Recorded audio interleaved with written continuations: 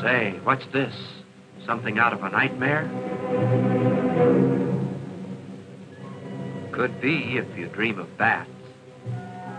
The bat is a mysterious creature, the only mammal that flies.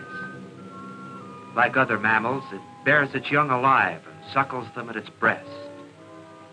This is typical bat country. Only a bat could feel at home here, but rents are reasonable and bat apartments easy to find. That is, for bats they are. But scientists spend long hours searching for the bat hideouts. And the main object of their interest, the bat's remarkable abilities in flight.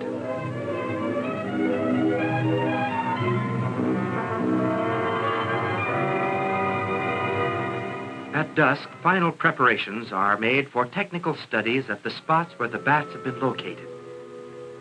As the bats emerge in search of food, important information for future analysis is obtained.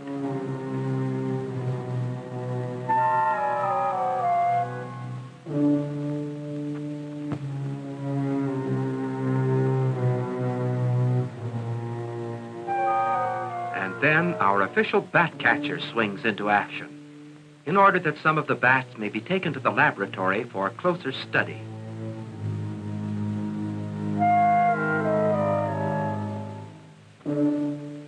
At the Moody Institute of Science, the bats quickly become adjusted to their new environment. Normally, these bats feed on insects they catch on the wing. But in the lab, they'll settle for anything we can dig up.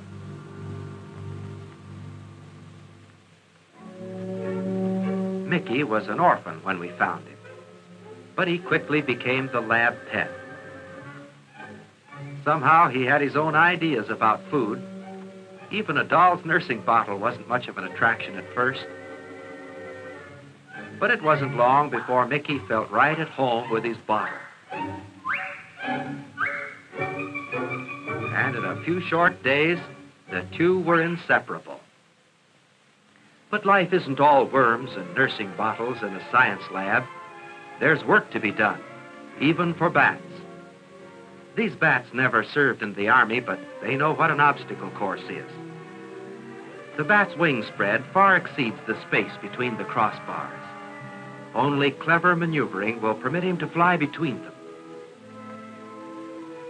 As the bat is released, we cross our fingers and hope he'll do what the book says.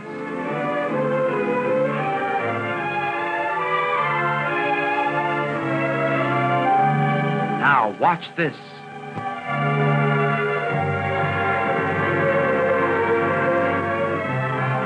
Bats are not blind. They have eyes and they can see. But the key to the bat's success in avoiding obstacles is not his ability to see. To prove it, we'll blindfold him and put him through another test.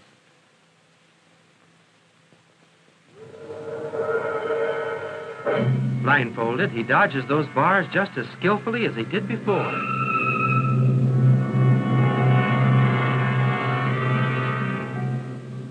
But how does he do it? Well, science knows that bats emit strange cries in flight. They can't be picked up by the ordinary microphone. They're far beyond the range of the human ear. But a very special high-frequency amplifier tuned to 32,000 cycles for this particular bat translates these inaudible sounds into sounds we can hear.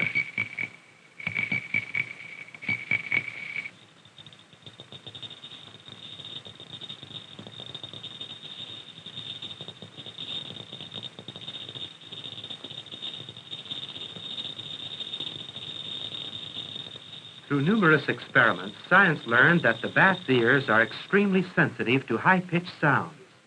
And the question arose, can the bat's own cries be signals that guide it in flight? Well, let's tie the bat's mouth closed so he can't make these sounds and see what happens. Incidentally, here's the only creature we know that can get into trouble by keeping his mouth shut.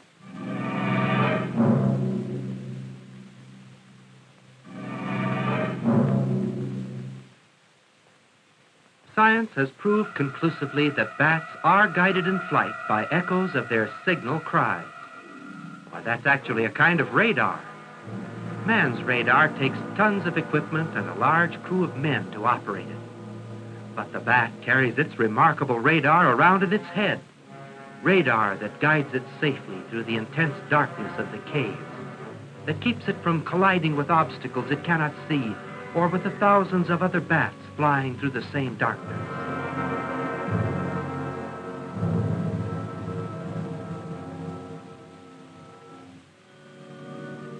How did the bat learn to use radar so many ages before it was even a dream in the mind of man?